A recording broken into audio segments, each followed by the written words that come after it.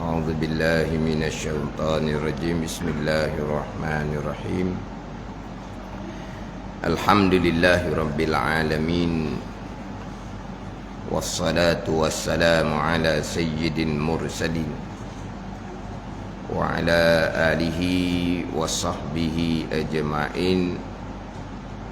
رب اشرح لي صدري ويسر لي أمري واحلل عقدة من لساني يفقه قولي. سبحانك لا علم لنا إلا ما علمتنا إنك أنت العليم الحكيم. ولا حول ولا قوة إلا بالله العلي العظيم. Kitab Al-Misbahul Munir, muka surat 4. Muka surat 4.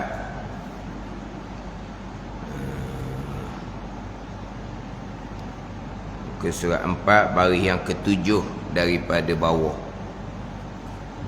Muka surat 4 baris yang ke-7 daripada bawah. Qala al-muallifu rahimahullahu ta'ala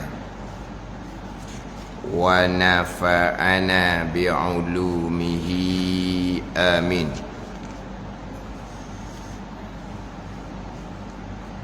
Dan rukun itu 5 perkara. Dan rukun itu 5 perkara, yakni terbentuklah segala pekerjaan agama itu di atas 5 rukun yang dinamakan dia akan 5 rukun Islam. Dan rukun itu 5 perkara, yakni terbentuklah segala pekerjaan agama itu di atas 5 rukun yang dinamakan dia akan 5 rukun Islam. Jadi nak pergi kepada pembicaraan rukun Islam yang 5 perkara. Jadi saya undur balik kepada takrifan ataupun definisi Islam. Takrifan ataupun definisi Islam. Bermula Islam itu mengikut zahir dan mengaku zahir. Mengikut zahir, menerima pada zahir, dan mengaku zahir, mengaku pada zahir. Adapun mengikut pada hati, terima pada hati, mengaku putus pada hati, itu pergi kepada iman. Mengikut zahir dan mengaku zahir oleh seseorang, mengikut pada zahir, mengaku pada zahir akan segala perkara yang dibawa datang akan dia, akan segala perkara oleh Rasul. Jadi perkara yang dibawa datang oleh Rasul itulah dipanggil agama. Itu dipanggil agama. Takrifan agama terdahulunya adalah perhimpunan hukum hakam agama yang datang daripada Allah, yang disampaikan melalui Nabi sallallahu alaihi wasallam. Maknanya segala perkara yang datang oleh Rasul adalah agama. Segala perkara agama ni, mana segala perkara agama ni? Yang daripada tu, bayang daripada segala perkara yang dibawa datang akan dia oleh Rasul ni, daripada pekerjaan agama yang diketahui akan dia akan pekerjaan agama dengan darurah. Apa makna darurah? Yakni nak mentafsirkan makna darurah. Darurah ni ketiadaan fikir Bukan semua orang tahu belaka kata perkara itu daripada pekerjaan agama, sehingga kanak-kanak pun tahu. Mana contoh seperti sembahyang, seperti puasa. Jadi sebagaimana sebut hak minggu lepasnya, saya akan mengiringi pembicaraan Islam dengan iman, dan juga pembicaraan Islam dengan ihsan. Pembicaraan iman di hadapan, tak masuk lagi. Pembicaraan ihsan di hadapan, tak masuk lagi. Tetapi antara pembicaraan Islam dan iman ni, nak mudah faham, kita kena regukan. Regu antara pembicaraan Islam dan iman, begitu juga pembicaraan Islam dan ihsan. Walaupun bunyi mudah, tapi di sini terkadang salah faham antara Islam dan iman, salah faham antara Islam dan ihsan. Salah faham ni boleh bawa terundur kepada jalanan yang bukan jalanan ahli sunnah wal jamaah. Sama ada jalanan khawarij, sama ada jalanan murjiah. Ini kita akan bicara nanti. Jadi untuk memahami betul-betul jalanan ahli sunnah wal jamaah, takrifan Islam, iman dan ihsan ni kena jelas molek. Siapakah orang Islam, siapakah orang yang beriman, siapakah yang dipanggil orang yang muhsin. Orang yang muhsin tu siapa? Hak disebut dalam ayat Al-Quran tu, innallaha yuhibbul muhsinin. Sesungguhnya Allah Ta'ala kasih kepada orang yang muhsin. Innallaha la yudhi'u ajral muhsinin. Sesungguhnya Allah Subhanahu wa Ta'ala tidak akan mensia-siakan balasan orang yang muhsin. Siapa orang yang muhsin? Itu kena faham molek lah. Siapa orang yang Muslim, orang Islam, kena faham dia punya takrifan Islam. Nak faham orang yang beriman, kena faham takrifan iman. Nak faham orang yang muhsin, kena faham apakah takrifan ihsan. Cuma mungkinlah takrifan dia ni ayat dia panjang sedikit. Tapi baca ayat dia dahulu, kemudian kita ringkaskan. Jadi Islam ni terima pada zahir. Mengikut ni makna terima pada zahir, mengaku pada zahir akan segala pekerjaan yang dibuat datang akan segala pekerjaan oleh Rasul. Mana terima akan segala perkara agama. Tetapi perkara agama yang dibawa datang oleh Rasul ni 23 tahun. 23 tahun. Perkara yang dibawa datang oleh Rasul daripada Allah Subhanahu wa Ta'ala. Jadi perkara, segala perkara yang dibawa datang akan oleh Rasul ni, yakni segala perkara agama yang dibawa datang oleh Rasul daripada Allah Subhanahu wa Ta'ala selama 23 tahun. Sebagai orang Islam, kena terima segala perkara yang dibawa datang oleh Rasul. Perkara yang dibawa datang oleh Rasul ni 23 tahun. Kita belajar 23 tahun. Kalau kita belajar 23 tahun sekalipun, adakah apabila kita belajar 23 tahun kita mengetahui segala perkara agama yang dibawa datang oleh Rasul kesemuanya? Kalau kita belajar 23 tahun, 30 tahun sekalipun. Tambahan pula kita ni belajar agamanya sikit-sikit je. Jadi segala perkara yang datang akan Rasul ni, hak kita tahu banyak mana? Berapa persen? Hak Rasul bawa datang 23 tahun. Banyak mana kita tahu? Perkara agama Rasul bawa ni banyak mana? Tak berani nak jawab tau. 10%, 5%, 1%. Sekarang orang Islam kena terima segala sekalian perkara yang diperdatang akan dia oleh Rasul. Segala sekalian. Tapi kita nak terima ni, kita kena tahu dahulu apa perkara yang Rasul bawa, barulah kita terima. Kalau kita tak tahu banyak perkara hak Rasul bawa, kita tak tahu, kita nak terima macam mana kalau kita tak tahu? Pada ni. Tapi segala perkara agama ni sekalian. Tapi segala perkara agama ni dibayankan, diperjelaskan. Segala perkara agama ni. Kalau tidak kau rebah kitanya. Segala perkara agama habis sekalian, rebah lah kita. Sebab sebagai orang Islam kena terima segala. Nak terima segala, kena tahu segala baru boleh terima. Ada ni. Segala mana ni? Dibadalkan. Diperjelaskan apa dia segala perkara ni.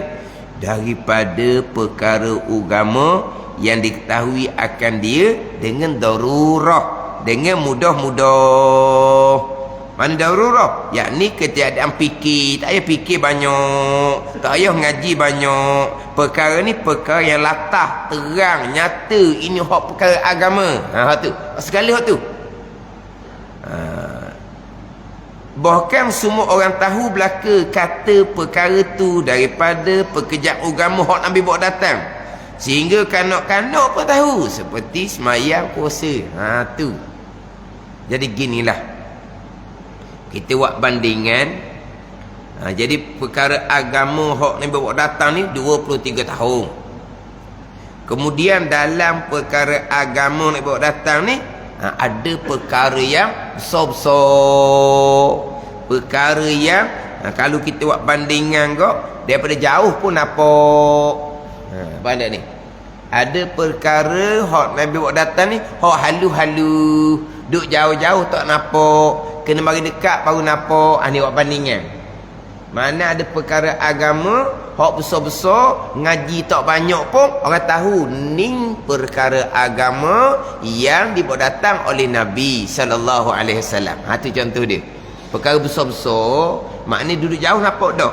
Nampak dah daripada jauh. Jadi maknanya perkara besar-besar ni, maknanya tak ngaji banyak pun tahu dah. Semayang wajib, orang tahu belaka waktu. Puasa wajib, orang tahu belaka waktu. Ni, pandai ni contoh.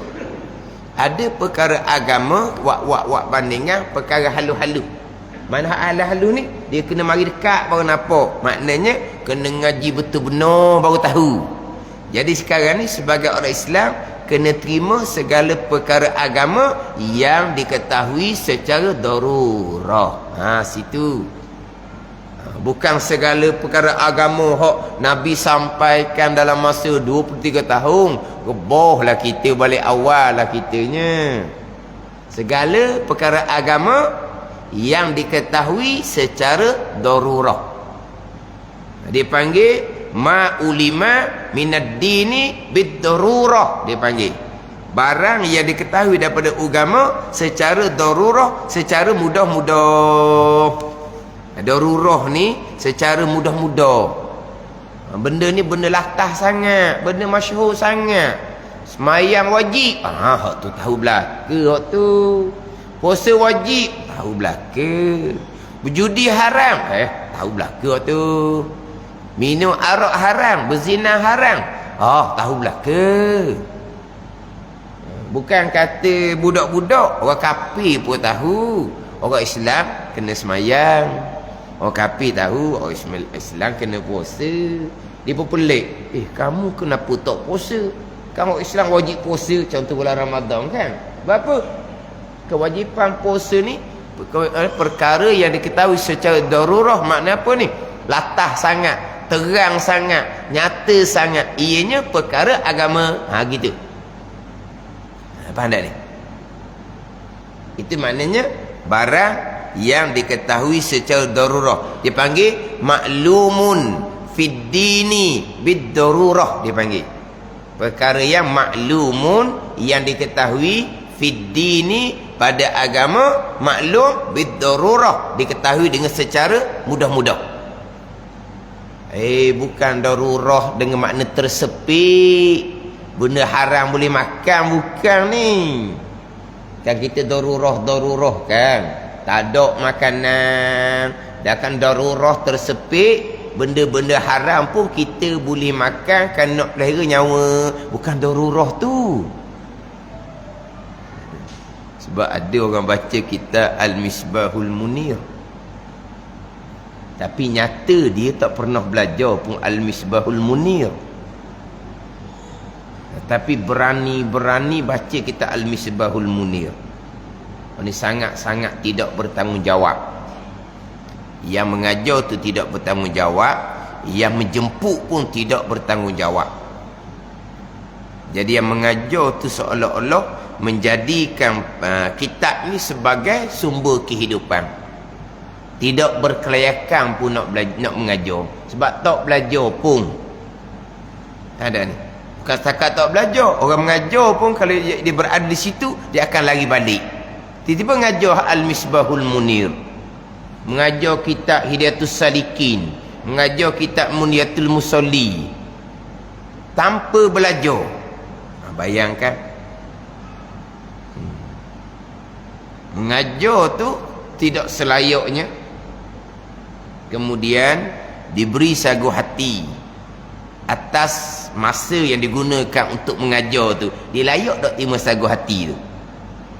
Banyak bicara di situ tu. Kalau nak bicara akhirat lah, hak dia mengajar tak belajar satu hadah, hak dia mengajar salah satu hadah.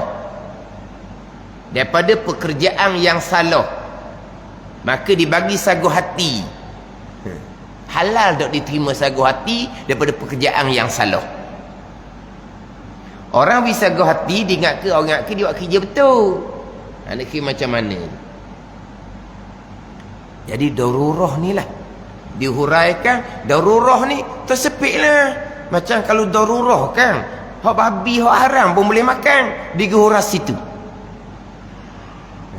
Saya hanya terdengar pendek saja, bukan dengar pun, tak pernah peduli pun, tahu dah. Itu tanggungjawab orang yang jepuk lah. Dia belajar di mana kitab tu?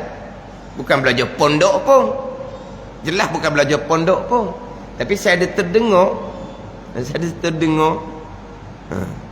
di makna darurah ni. Dia baca ni, baca Al-Misbah Munir, dia ketahui dengan darurah. Darurah mana apa ni? Tersepit. Tersepit macam mana? Tu darurah kan, babi boleh makan. Dia hurah kot mana pula situ? Ada ni. Ni sangat-sangat berat ni. Orang seumpama ni belajarnya tidak. Bahkan kalau ada kelas pengajaran pun lari, tak akan belajar, tapi sanggup mengajar. Orang yang jepuk tu pula berat lah. Dia tak kira dah, sebab dia jadikan itu sebagai sumber kehidupan. Lepas tu mengajar tu kerja kebaikan ke tidak tanpa ilmu? Darurah di sini bukan darurah tersepit, darurah mana apa, mudah-mudah, tak ngaji banyak pun tahu. Itu darurah. Maklumun fid dini bid darurah, perkara yang tahu pada agama dengan darurah, dengan mudah-mudah. Tak perlu kepada belajar lama, sebab benda ni benda besar dalam agama, orang tahu belaka. Mana contohnya? Perkara yang diketahui secara darurah, contohnya adanya malaikah, contohnya berlakunya kiamah. Ya berlaku tu. Ada ni, adanya syurga, adanya neraka. Ada ni. Orang kafir pun tahu, orang Islam ni percaya kiamat akan berlaku, ada balasan syurga dan neraka. Mana benda yang orang tahu belaka, yang diketahui secara mudah-mudah. Hak ni kena terima ni. Tak terima engkar sahaja perkara yang diketahui secara darurah serta ijma' ulama, diengkar ditolak, batal Islam, murtad ni wal iyazabillah.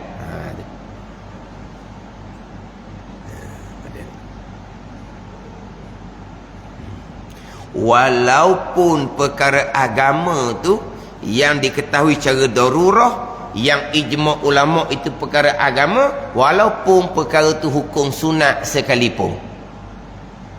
Mana hukum sunat? Contohnya perkara agama, kerak kuku itu perkara agama.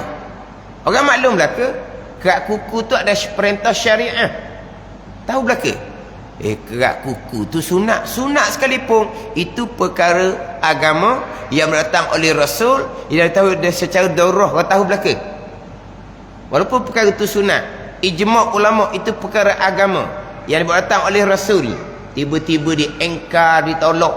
Kerak kuku ni tak ada Nabi suruh kuku dah apa biarkan panjang pun dah apa tak ada hukum kerak kuku ni diperintah oleh Rasul, diengkar, ditolak. Walaupun itu perkara sunat, tapi perkara tu perkara yang orang ramai tahu belaka, diengkar, tolak juga, batal Islam dia wal iyazabillah. Sebab tu kita perkara-perkara agama yang diketahui ramai-ramai, walaupun perkara sunat, kita kena ajar kepada anak-anak kita awal-awal lagi. Ni perkara agama ni, kerak kuku ni, ni perkara agama ni. Mana kita kena beritahu. Pada ni kena beritahu perkara-perkara agama ni. Sebab ini perkara-perkara yang termasuk dalam perkara agama yang tahu secara darurah. Jadi sebagai orang Islam kena terima segala perkara ni. Sebagai orang beriman, definisi iman di hadapan, percaya hati, itu iman. Percaya hati seseorang serta mengaku putus dalam hatinya akan sungguh segala perkara yang berdatang akan oleh Rasul sallallahu alaihi wasallam. Mana perkara, segala perkara ni daripada kerjaan agama yang diketahui akan dengan darurah, sama je. Lepas tu saya sebut minggu lepas, Islam, iman, perbezaannya, Islam terima zahir, iman percaya hati, akan sama sahaja perkara agama yang diketahui secara darurah. Pada ni sama saja, walaupun kalau saya sebut melepaskan tersurat tersirat tu, faham tak? Walaupun tersurat, rukun Islam nak pergi kepada hak zahir je, semayang, puasa, zakat, haji. Kalau pergi pada hak iman pula, beriman dengan malaikat, kitab, hari kemudian, qada qadar. Hak iman ni hak gaib ni. Hak Islam ni hak zahir-zahir ni. Rukun di situ nampak. Hak tersurat. Tapi kena faham molek. Rukun Islam 5 perkara, rukun iman 6 perkara, dia ada rukun asas. Rukun asas kepada Islam, rukun asas kepada imam tu kena faham molek. Rukun asas dia. Sebab dia kena compare molek, dia kena pasang molek antara takrif Islam dengan rukun asas kepada Islam. Dia kena regum molek, compare tu lah. Compare tak disebut tau. Dia kena regum molek antara takrif iman dengan asas pada rukun iman. Sebab kita nak kena faham molek ni bukan takrifan Islam iman sahaja. Kita nak kena faham rukun Islam, rukun iman. Bukan jenis ngapa ni. Jenis ngapa orang umur 5-6 tahun. Budak umur 5-6 tahun, kita ni beli poster rukun Islam ada 5 perkara, tepek di bilik anak. Rukun iman ada 6 perkara, tepek di bilik anak. So anak kita ngapa? Anak umur 4 tahun, 5 tahun. Hak tu, hak label tu hak ngapa rukun Islam, rukun iman. Faham tak ni? Tiba-tiba kita tahap ngapa juga. Umur je 5-60 tahun. Umur 5-60 tahun, ilmu 5-6 tahun, buang kosong. Umur 5-60 tahun, ilmu buang kosong, ilmu tahap 5-6 tahun. Asas pada rukun Islam adalah 2 kalimah syahadah. Mana saya cerita kat luar lah lebih mudah. Asas pada rukun Islam 2 kalimah syahadah. Penyaksian tiada Tuhan melainkan Allah, penyaksian Nabi Muhammad utusan Allah. Faham tak? Apabila kita menyaksikan Allah jua Tuhan, kita menyaksikan Nabi Muhammad Rasulullah utusan Allah, berarti kita akan terima sekalian perkara hak Rasulullah bawa daripada Allah yang kita nak saksi ianya jua Tuhan. Bukan begitu?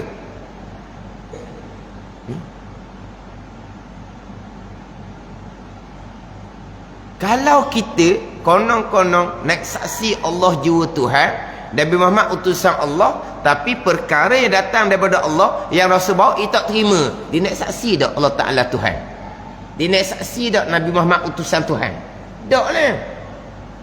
Ada ni. Apabila syahadahnya penyaksian Allah Ta'ala jua Tuhan, penyaksian Nabi Muhammad utusan Allah, maknanya akan terima sekalian perkara yang datang oleh Rasulullah daripada Allah Subhanahu wa taala. Faham tak? Itu antara Islam dengan asas pada rukun Islam, syahadah. Sebab tu antara Islam dengan syahadah ni sekali.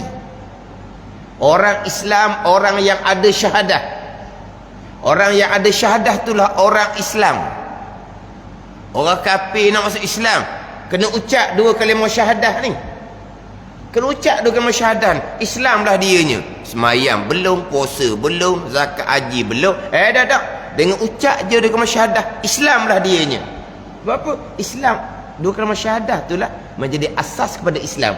Dengan 2 kalimah syahadah, sah lalu dia sebagai orang Islam. Nak sah sebagai orang Islam kena lengkap kelima-lima rukun, barulah diberi surat sebagai orang Islam. Ada ni. Nak sah sebagai orang Islam, keluar surat daripada Jabat Agama sebagai orang Islam dengan hanya mengucap 2 kalimah syahadah, bukan dengan tunggu semayang ke tunggu puasa. Tak. Sebab apa? Islam tu syahadah, syahadah tu Islam. Sebab apa? Sebab syahadah tu menjadi asas kepada Islam. Sehingga kan orang yang batal Islam kita panggil orang yang batal syahadah. Apa dah ni? Orang yang batal Islam kita panggil batal syahadah. Syahadah hanya satu daripada 5 rukun Islam. Kenapa orang batal Islam batal syahadah? Sebab Islam tu syahadah, syahadah tu Islam. Tak ada ni. Sebab menjadi asas kepada Islam adalah 2 kalimah syahadah. Kemudian pergi kepada sembahyang, puasa, zakat, haji, itu hanya untuk menjelaskan, menerangkan kesempurnaan Islam tu sendiri. Kemudian panjang bicara pula, kenapa rukun yang kedua sampai rukun yang kelima hanya bahagian ibadah, 1 rubung daripada 4 rubung bahagian hukum fiqh?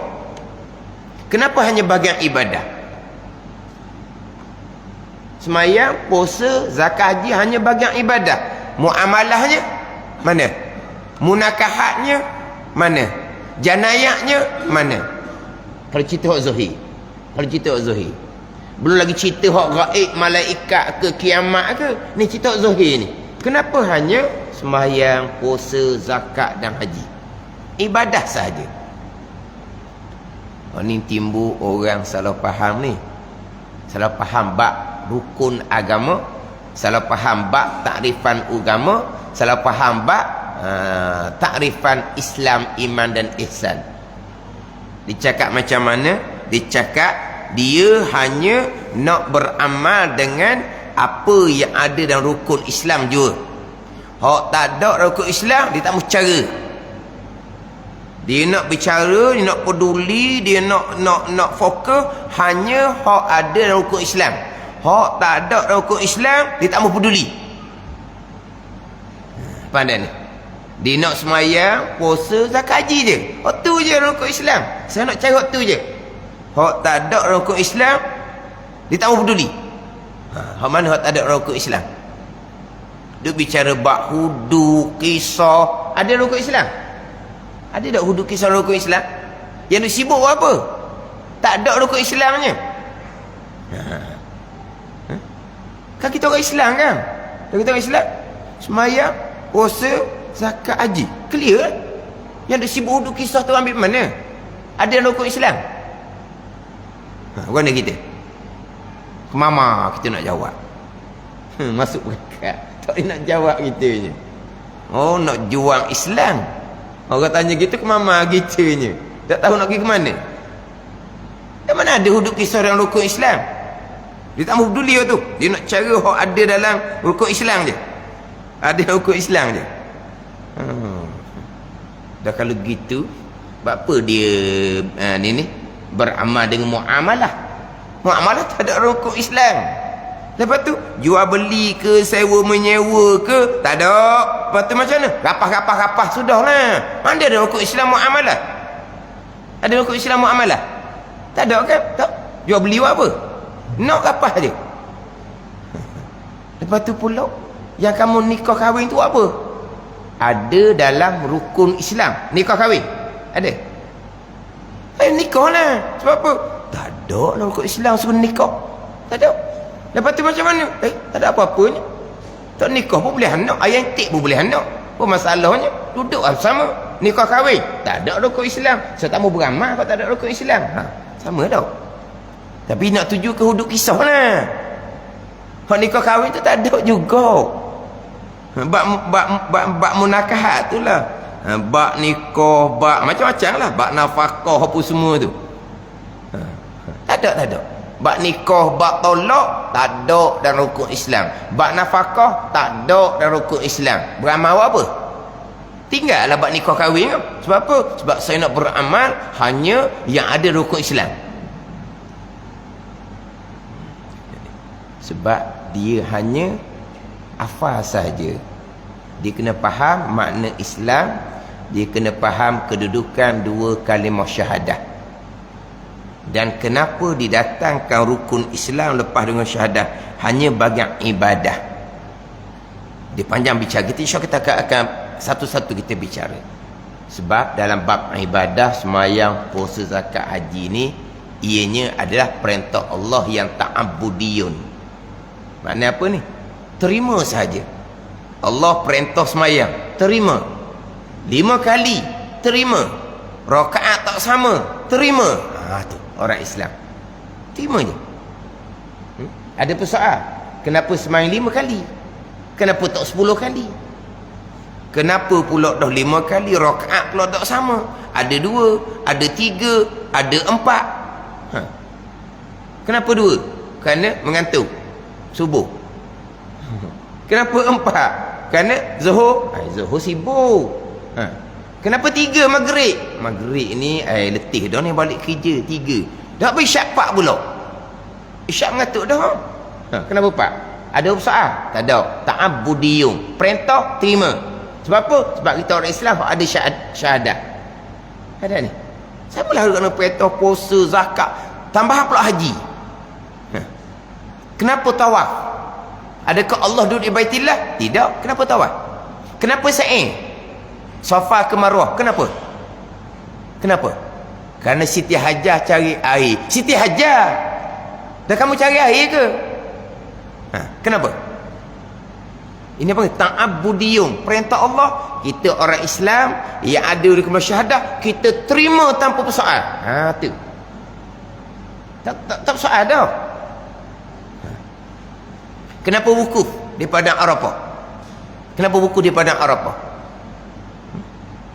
Ni saya ingat lagi almarhum tu saya kata, Kalau tunggu durian, boleh kok buah durian. Tunggu apa di padang Arafah? Sehingga kan wukuf di padang Arafah ni rukun haji yang paling besar sekali. Siapa Nabi bersabda, Al-Hajju Arafata. Haji ialah wukuf di Arafah. Besarnya wukuf di Arafah. Lepas tu buat apa wukuf di Arafah? Tunggu apa? Perintah Allah. Terimalah sebab kita orang Islam. Terimalah sebab kita ada syahadah. Tu bab ibadah. Bab muamalah. Bab muamalah tu. Tu akal boleh terima molek-molek. Bab muamalah ni. Kalau tak ada jual beli, sewa, menyewa apa semua, nak hidup macam mana? Kalau dalam bab muamalah tak ada bicara bab mana? Bab wakah ke, bab heboh ke, bab faraid ke, bab wasiat ke, bab bersyarikat ke, nak hidup macam mana? Dalam bab muamalah diharamkan riba. Boleh cerita tu. Kenapa haram riba? Orang meminjam, berhutang susah, yang kamu minta bayaran naik tinggi tu bertambah susah lah dianya. Mana ni kita ta'alluliyung dipanggil. Kita boleh cerita dia punya hikmah dia. Jadi kalau dalam bab ibadah, kita orang Islam yang ada syahadah, terima kewajipan sembahyang, puasa, zakat tanpa persoalan, maka bab muamalah lagilah terima tanpa persoalan, sebab boleh cerita dia punya hikmah dia. Bab munakahat, dia cerita hikmah dia. Tanpa nikah kahwin, Allah nak kira anak siapa nanti kalau tak ada nikah kahwin ni. Kemudian dalam nikah kahwin tu pula ada pula cerai, tolak. Sebab apa? Tak nak pergi dah. Dia bersama nanti masuk dalam surat khabar. Membunuh lah jawapan dia. Tak nak pergi dah. Tak nak pergi dah. Tak nak pergi, putus, cerai je. Pada ni. Sebab apa? Tak nak pergi dah. Lepas cerai pula ada edah pula. Jangan lepas cerai tak boleh nikah dengan orang lain lagi perempuan ni. Kena tunggu 3 kali suci, edah. Kita boleh cerita sebab apa edah? Untuk memastikan supaya tidak bercampur nasab. Pada ni. Kita boleh cerita dia punya ilah dia. Kenapa pula ada nafkah? Kita boleh cara pada ni. Sama dengan bab janayat. Kenapa ada hukum qisas, balas seumpama? Kenapa ada hukum hudud? Apa ada ni? Ini adalah untuk menyelamatkan orang Islam yang lain daripada kejahatan seseorang, dan juga untuk menyelamatkan seseorang yang ada niat nak buat jahat kerana takut pada hukuman. Kita boleh cerita dia punya hikmah dia. Bunuh balah, cedera balah. Tak ada ni. Cedera balah. Dia tetok putus telinga dia pun kena putus juga. Dia ambil asid, sembuh asid, muka dia pun kena asid juga. Ni barulah orang takut nak buat. Apa? Tetok telinga orang, telinga mu samalah putus. Pada ni. Ni tetok telinga orang, cacat orang tu. Sembuh asid, cacat orang tu. Dia hanya dipenjara 4-5 tahun, makan free, tak kena panah, keluar-keluar jangan. Pada ni. Ingat dahulu kecoh hok. Ni sembuh asid tu. Kan buat jenayah kan mudah, kan buat asid mudah, bawa parang orang nampak. Buat asid ni buat dalam plastik, orang tak nampak. Kalau buat parang, nampak dah. Perempuan tu tak ambuh ke dia. Dia pun ni mana ni? Biar putih mata apa ni? Jangan putih tulang apa ni? Ada lagu tu kan? Ada lagu kan? Biar putih mata, jangan putih tulang. Maknanya apa? Dia tak boleh, orang lain pun tak boleh juga. Tak kena makna gitu. Sekarang ni perempuan tu tak ambuh ke dia. Dia tak boleh dah, biar orang lain pun tak boleh juga.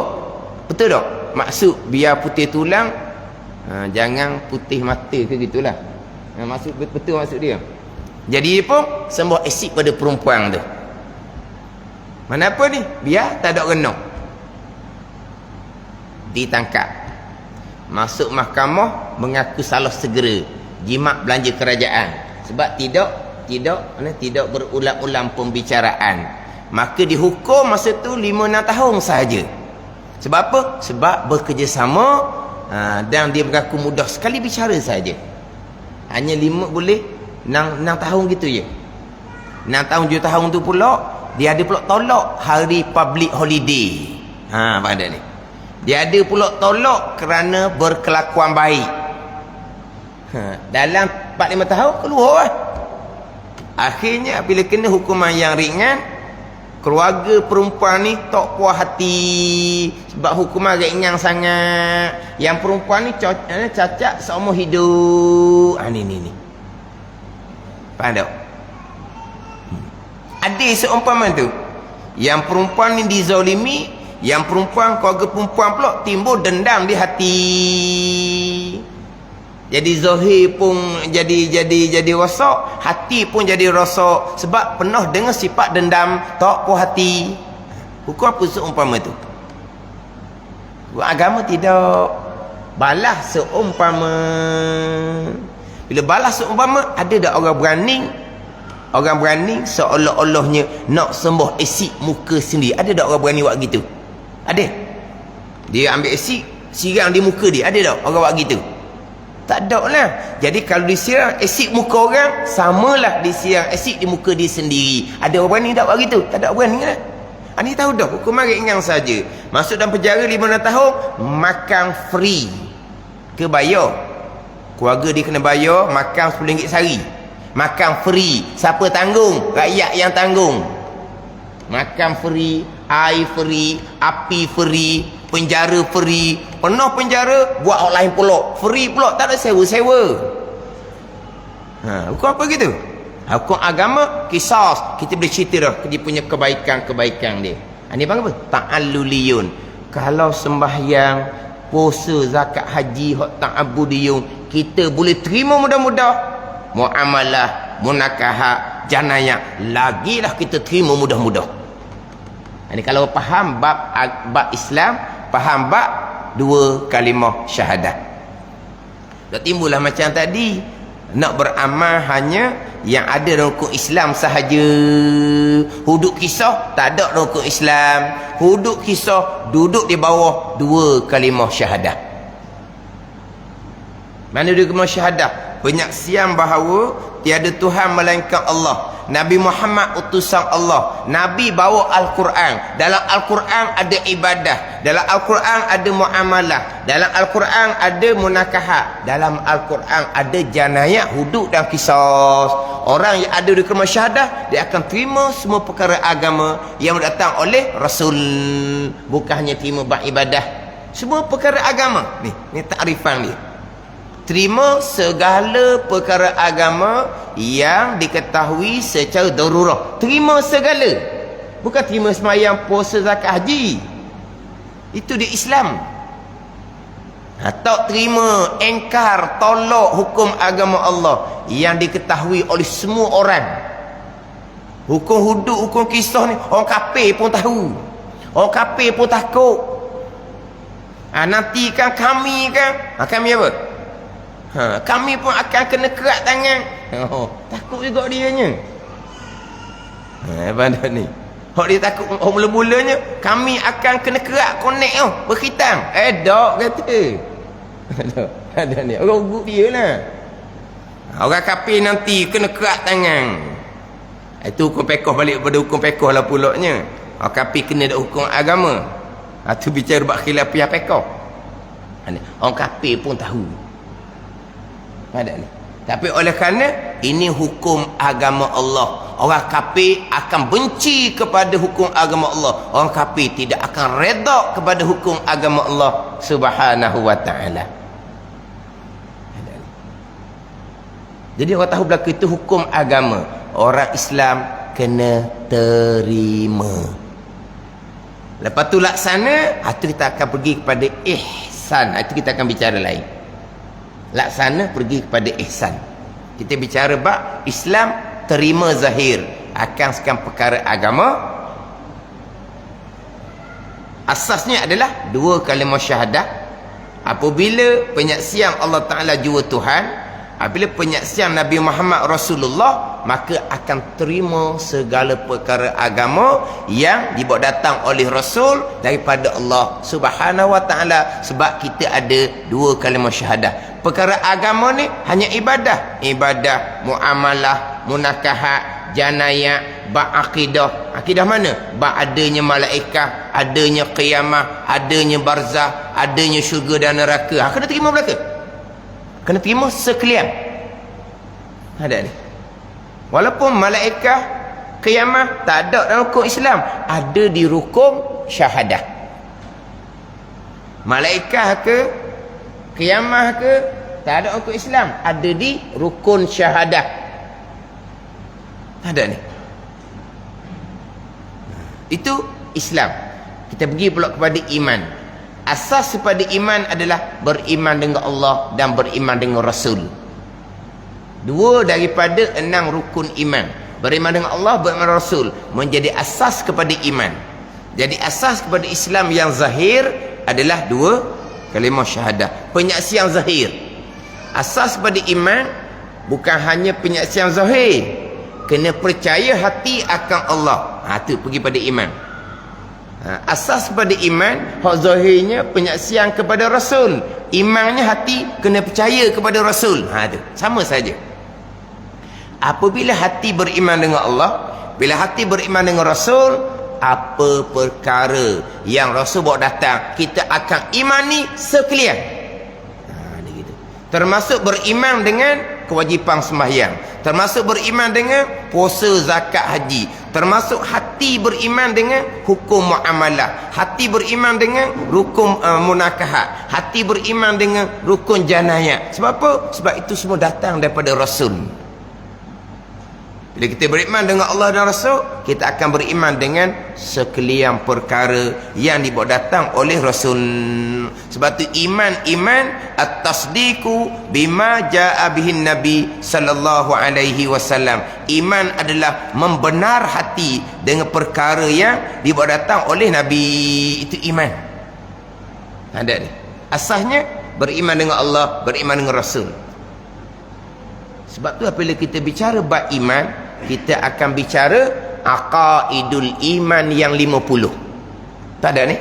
Kita bicara aqaidul iman yang 50. Sebab apa? Itu adalah asas kepada iman, beriman dengan Allah dan beriman dengan Rasul. Aqaidul iman yang 50. Bila kita beriman dengan Allah dan Rasul, kita akan beriman dengan sekalian perkara yang diberdatang oleh Rasul. Maka beriman dengan kitab, beriman dengan qiyamah, masuk di bawah beriman dengan Rasul. Yang menjadi asasnya adalah beriman dengan Allah dan beriman dengan Rasul. Jadi apabila kita beriman dengan Allah dan Rasul, kita akan beriman dengan segala perkara agama yang datang akan oleh Rasul, dan perkara agama yang diketahui secara darurah. Jadi termasuk beriman akan ibadahlah. Ibadah yang terkandung di dalam Al-Quranul Karim. Al-Quranul Karim, Rasul yang bawa datang daripada kalamullah. Yang kita beriman dengan Allah dan Rasul, kita akan beriman dengan Al-Quranul Karim. Kita akan beriman dengan sekalian perkara yang ada dalam Al-Quranul Karim, sama ada ibadah, muamalah, munakahat dan juga janayah. Jadi Islam dan iman, terima zahir dan percaya hati akan perkara agama yang diketahui secara darurah. Sama sahaja akan apa? Walaupun tersurat Islam, sembahyang, puasa, zakat, haji, walaupun tersurat rukun iman, beriman dengan perkara gaib, itu yang tersurat. Tapi dari segi tersiratnya sama sahaja. Sebab apa? Asas kepada Islam dua kalimah syahadah. Asas kepada iman, beriman dengan Allah dan beriman dengan Rasul. Pembicaraan iman adalah dimulai dengan pembicaraan aqaidul iman yang 50.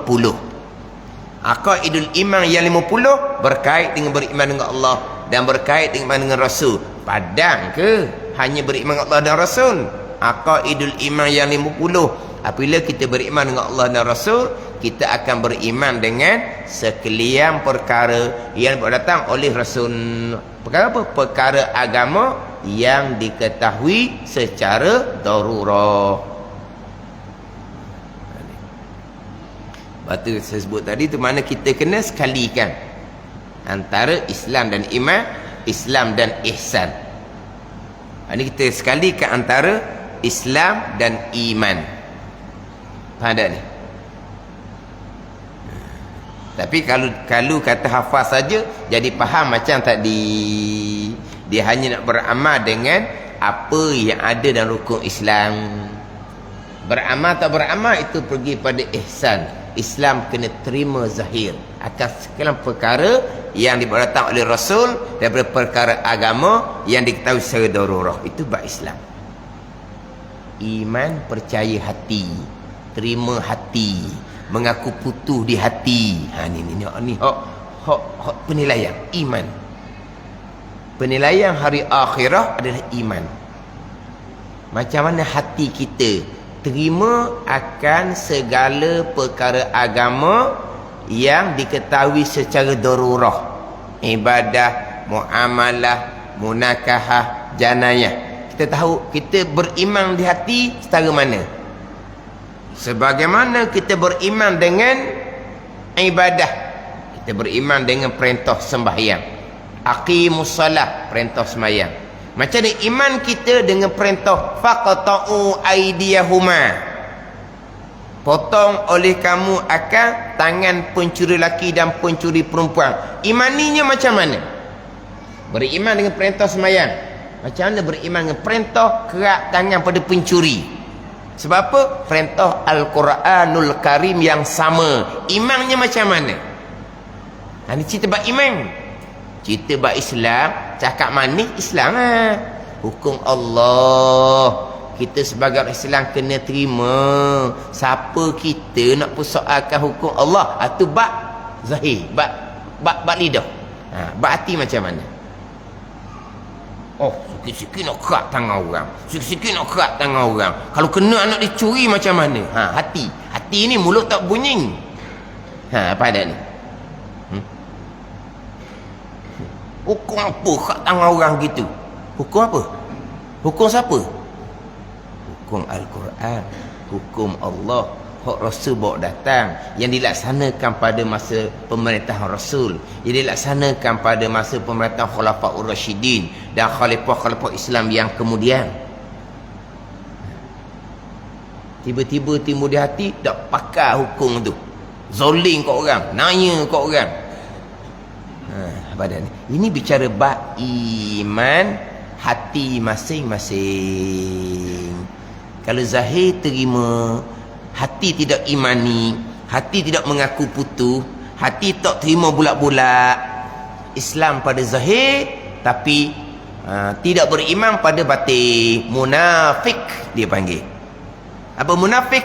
Menzahirkan Islam, menyembunyikan kufur. Apa kufur? Tidak beriman. Ada ni. Beriman ni mengaku hati akan sekalian perkara.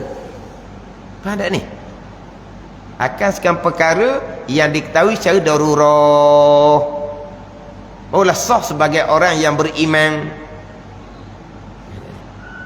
Dah nak sangat ke kat tangan pencuri?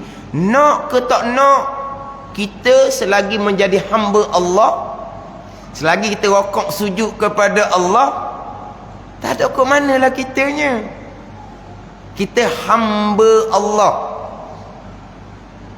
Sebab tu terkadang diterjemah orang Islam ni dengan Muslim-Muslim, diterjemah dengan orang yang tidak ada pilihan.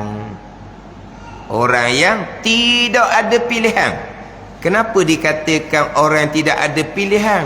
Apabila Allah menetapkan satu-satu hukum, siapa kita nak pergi pilih hak mana-mana ni? Kita tak ada pilihan. Apa makna orang Islam? Orang yang serah diri. Kenapa serah diri? Tuhan kata gitu, gitulah kitanya. Nak sangat, tak nak sangat. Selagi duduk di bumi Allah, bernaung di bawah langit Allah, tak ada. Serah dirilah kitanya. Sebab apa? Sebab Allah jua Tuhan. Syahadah kita ada. Kalau Tuhan banyak, hukum Allah ni berat, dia cari hukum Tuhan lain lah. Senang. Kau macam mana? Tapi syahadah kita, asyhadu an la ilaha illallah, Allah jua Tuhan. Allah jua Tuhan, kita ada pilihan? Tak ada pilihan lah kitanya. Nak sangat, nak tak nak, kita hamba yang lemah. Gitu je. Ya, boleh tekan pula. Nak sangat. Kalau nak dicuri macam mana? Itu bukan persoalan, itu persoalan nafsu. Persoalan Islam kita terima zahir ni. Hak paling besar iman. Pada ni. Bila sebut kata hukum agama Allah berbunga dak di hati. Ni bab iman masing-masing. Kalau sebut kata hukum agama Allah hudud kisah, hati memberontak. Tak pakai hukum tu. Tak ada apa lah. Tapi itu masing-masing dengan Allah Subhanahu wa ta'ala. Hati kita kena berbunga sebagai disebut hukum semayang, perintah semayang, perintah puasa. Hati kita terima bulat-bulat. Sama juga sebut kata perintah kerat tangan, perintah Al-Quran, hati terima bulat-bulat. Itu orang yang beriman. Kalau hati yang jadi kita kata hati yang macam kurang-kurang, itu orang yang lemah iman. Kena jaga pula lemah iman tu. Bila mari godaan-godaan daripada musuh agama, akhirnya hati pun tak percaya pada hukum Allah. Sebab tu orang kafir, dia nak memurtadkan orang Islam sanggup mati. Sebab orang kafir tengok dah, ketika kejatuhan hak Sepanyol tu, orang Islam sanggup mati daripada tinggal agama. Jadi orang kafir kemudian dijajah umat Islam, dia tak paksa lagi dah keluar kepada Islam, tetapi ditarik kepercayaan orang Islam kepada agama Allah Subhanahu wa ta'ala. Dia tarik. Nak semayang ambil. Nak puasa ambil. Ni hukum-hukum ni tak betul ni, hukum ni zoling, hukum ni. Hukum kerat tangan ni zoling ni, ni hukum primitif ni. Ini hukum jungle people ni. Orang Melayu cakap gitu tu. Pandai tak? Mati-mati dah orang cakap gini ni. Ni orang cakap gini ni. Kerat tangan hukum zoling, hukum primitif untuk jungle people dalam hutang. Pada ni. Hukum siapa tu? Hukum Allah, hukum Al-Quran. Mari mana ni? Mari daripada racun penjajah. Nak memaksa orang Islam keluar Islam, sanggup mati. Tapi dia jauhkan orang Islam daripada kepercayaan kepada Allah Subhanahu wa ta'ala. Dia rokok sujud, sudah semayang, hukum Allah zalim. Dah tadi rokok sujud kepada siapa? Kepada Allah. Allah mana? Allah yang meletakkan hukum zalim. Dah hukum hak adil ni hukum siapa? Hukum penjajah. Rokok sujud kepada penjajah lah, sebab penjajah adil. Kenapa nak rokok sujud kepada Allah? Allah zalim. Ni kan pelik tu. Jauhnya daripada agama kerana racun penjajah. Menjauhkan umat Islam daripada agama secara tidak menyedari. Sebab nak paksa saja murtad, orang Islam sanggup mati. Pada ni kita kena faham agama molek. Lagi orang faham, tu cerita kok lain tu. Cerita kok lain apa? Macam cerita politik. Tak, cerita agama. Cerita agama. Cerita untuk kita kenal agama. Kita kenal tuang agama Allah Subhanahu wa ta'ala. Kita kenal pesuruh Allah Rasulullah. Kita kenal Al-Quranul Karim, hukum Allah, kalamullah. Ada ni. Rokok sujud. Boleh. Sudah semayang, hukum Allah zalim, hukum Allah tak sesuai, ketinggalan zaman. Ada ni. Ini pernah lah di pondok. Adalah orang tua tu mari dia berkawan kita budak-budak ni. Dia orang tua. Tapi dia cerdik. Kalau cikgu mengajar dia tanya tu soalan yang bukan soalan budak-budak soalan berenah. Kalau tu ni kadang dia soalan yang agak pelik-pelik, soalan soalan bodoh gitu. Soalan gitulah. Tapi dok dia cerdik. Jadi duk cakap budak-budak ni keluarlah mulut dia, kerak tangan hukum zoling. Orang tua ni pakai serban. Budak-budak hok tengah pada ni. Pada budak-budak. Haji, kat tangan zoling, kat tangan hukum siapa?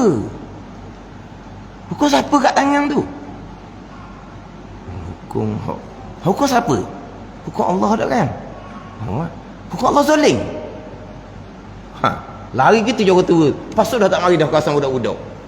Dah budak-budak ni macam kepung tu. Apa ni cakap apa pasal ni? Pakai serban ngaji pondok, dia baru duduk pondok orang tua. Lepas tu tak menitah kawasan budak-budak. Nak tahu nyakit dia kata. Duduk pondok pakai serban, dia cakap gitu. Jahilnya. Dah. Ini hukum agama. Mulut jaga molek. Ada ni. Tapi paling besarnya ni, iman. Hati kita macam mana? Sebab iman, percaya hati seseorang serta mengaku pun dalam hatinya akan sungguh segala perkara yang berdatang akan oleh Rasulullah sallallahu alaihi wasallam dan pekerjaan agama yang diketahui dengan darurat. Ni iman. Percaya hati serta mengaku putus dalam hati, terima bulat-bulat di hati akan sekalian perkara agama yang diketahui secara darurat. Ini iman. Kalau tak ada ni, tak ada. Kekal neraka selama-lamanya wa ilazabillah. Kata kita kena ambil faham agama molek. Faham Islam tu apa dia, iman tu apa dia. Barulah kita pergi kepada apa dia ihsan. Ihsan tu pergi pada pelaksanaan. Ihsan pergi kepada pelaksanaan akan segala perkara agama yang datang oleh Rasul.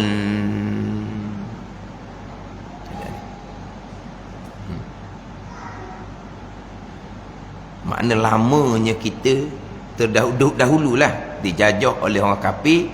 Orang kafir lah yang merosakkan kepercayaan orang Islam kepada agama Islam sendiri, kepada hukum Islam sendiri. Berarti tidak percaya kepada Allah Subhanahu wa ta'ala yang menurunkan Al-Quranul Karim, yang datang oleh Rasul yang merangkumi hukum-hukum agama Allah Subhanahu wa ta'ala.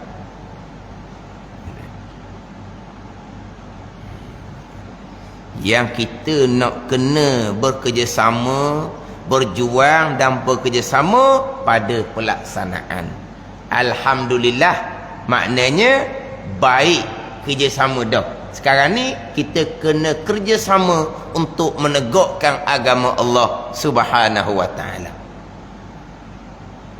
Untuk menegakkan agama Allah dan negara, wajib ijma' ulama'. Bukan semayang je wajib ijma' ulama'. Menegakkan hukum agama Allah dalam negara milik Allah, wajib ijma' ulama'. Hak ni kita orang Islam wajib sama-sama memperjuangkan. Bukan kamu, bukan kami, bukan kamulah, kamilah, kamulah. Tak ada. Orang Islam yang beriman wajib memperjuangkan pelaksanaan hukum agama Allah di bumi Allah Subhanahu wa ta'ala. Berjuang tu wajib, terlaksana ataupun tidak terserah kepada Allah Subhanahu wa ta'ala. Tapi memperjuangkan supaya hukum agama Allah tertegak, itu menjadi kewajipan kepada sekalian orang Islam yang beriman. Bukan kata dah mung nak sangat, mung juang. Tak ada mung, tak ada aku, tak ada kamu, tak ada kami. Orang Islam yang beriman, kamu cakap saja je berjuangnya, berjuangnya tidak. Dah semua orang lah yang kena berjuang. Siapa? Orang Islam yang beriman wajib berjuang. Ada ni. Orang Islam yang beriman, bukan orang lelaki ni. Orang Islam yang beriman, lelaki ke perempuan sama, tapi peranan yang berbeza-beza. Peranan yang berbeza-beza, makna biar letak di hati kitanya cita hukum Allah tertegak di bumi Allah Subhanahu wa ta'ala. Ni biar duduk di hati kita ni. Cita, suka, kenang hukum agama Allah tertegak di bumi Allah Subhanahu wa ta'ala. Jangan kenang saja, perjuangkan. Sekadar kemampuan masing-masing. Orang tu berjuang tak ikhlas, tak ikhlas, dia dengan Allah Subhanahu wa taala. Orang hak berjuang hukum Allah tu sekarang senyap dah, dia senyap, kita jangan senyap. Tu dia dengan Allah Subhanahu wa taala. Ikhlas tak ikhlas, masing-masing dengan Allah Subhanahu wa taala. Kita kena faham, agama kita bukan hanya sembahyang puasa. Agama kita merangkumi diri, keluarga, masyarakat dan negara. Agama yang syumul, bukan hanya agama yang berkait dengan sembahyang puasa saja, bukan. Sebab agama kita cukup besar kedudukan dalam negara. Kedudukan agama negara cukup besar. Sebab apa? Dengan negara lah yang menentukan sistem pendidikan. Negara lah yang menentukan hak ada dalam TV apa semua tu, negara belaka tu. Faham tak ni? Ada orang kata, saya ustaz saya nak jaga diri dan keluarga je kata. Tak mau cerita hal negara. Sekarang ni boleh jaga tak diri dan keluarga? Hak tu hak pas segi tu. TV tu boleh jaga ke tak? TV tu TV kita. Kita beli. Tapi barang dalam tu hak negara belaka dalam tu. Dengan joget dengan apa tu, hak negara belaka tu. Boleh jaga ke tak diri dan keluarga? Senyap tak kata apa. Sekarang dengan pendidikan, kenapa kita perlu lagi belajar fardu ain di Majlis Surau? Sebab sistem pendidikan tidak beri pun ilmu fardu ain kepada rakyat. Sistem pendidikan mari daripada mana? Mari daripada negara. Jadi kalau kita belajar agama kemudian nyata bagi kita jahilnya agama kitanya, fardu ain tauhid, fiqh tasawuf, mari daripada mana? Mari daripada pendidikan yang tidak berlandaskan kepada agama. Mari daripada mana? Mari daripada kerajaan. Tanda ni. Itu kita alhamdulillah kita jadi belajar di Majlis Surau. Anak cucu kita macam mana? Adik-beradik kita macam mana? Puak rabak kita macam mana? Hak duduk di bawah pendidikan sekolah yang sama dengan kita, yang kita ni jahil fardu ain tauhid fiqh tasawuf. Keluarga kita macam mana? Mari daripada mana tu? Mari daripada negara. Ada ni. Jadi kalau kita nak balik pada kebaikan, kita kena baiki diri kita dengan agama, baiki keluarga kita dengan agama, dan baiki negara dengan agama. Kita wajib perjuangkan untuk agama dalam diri kita, wajib perjuangkan agama dalam keluarga kita, wajib perjuangkan agama dalam negara. Ini kewajipan kita sebagai orang Islam yang beriman. Ada ni. Tapi berjuang bukannya mudah. Bukan kata nak berjuang hak negara. Berjuang diri kita pun kecundang. Berjuang untuk tegak agama dalam keluarga pun anak bini jebeh je kitanya. Apa hal lah berjuang. Berjuang untuk diri kita pun sekali comel, sekali tak comel. Kita berjuang untuk agama dalam keluarga pun begitu juga, dan negara lagilah sukar. Tapi itu tetap kewajipan kita. Ada ni. Tapi nak berjuang agama kena faham agama. Jangan nak berjuang saja fardu ain agama tak belajar, itu semangat kosong. Nak berjuang agama kena berilmu agama, baru boleh berjuang agama. Nak berjuang agama, ilmu agamanya tak belajar, jahil tuki, berjuang agama apa gitu?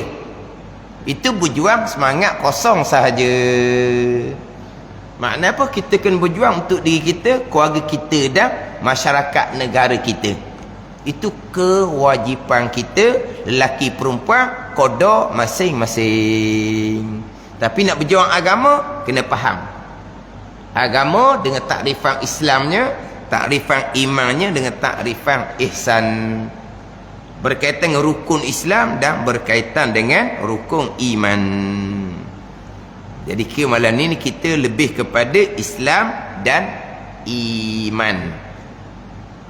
Terima akan perkara agama yang diketahui secara darurah, secara mudah-mudah. Kemudian minggu lepas saya cerita juga bab ihsan pelaksanaan. Sebab kita kena faham juga perbezaan antara Islam terima zahir dengan ihsan pelaksanaan. pengabdian diri kepada Allah Subhanahu wa taala. Itu sama baliklah minggu depan. Cuma kita ulang balik hak kita baca tadi je lah. Lepas tu minggu depan pula, lepas baca balik tempat hak kita hak berhenti tadi tu, kita akan undur balik kepada takrifan. Dan rukun itu 5 perkara, yakni terbentuklah segala pekerjaan agama itu di atas 5 rukun. Jadi nama akan dia rukun Islam. Wallahu a'lam. Bismillahirrahmanirrahim. Alhamdulillahirabbil alamin. Wassalatu wassalamu ala sayyidil mursalin wa ala alihi wa sahbihi ajma'in. Allahumma iftah alaina futuhal arifin. Allahumma allimna ilma akdamin wa fahimna famas sabiqin warzuqna riqat talibin. Allahumma zidna ilman wa alhiqna bis salihin. Wa sallallahu ala sayyidina Muhammadin wa ala alihi wa sahbihi wa sallam. Walhamdulillahi rabbil alamin.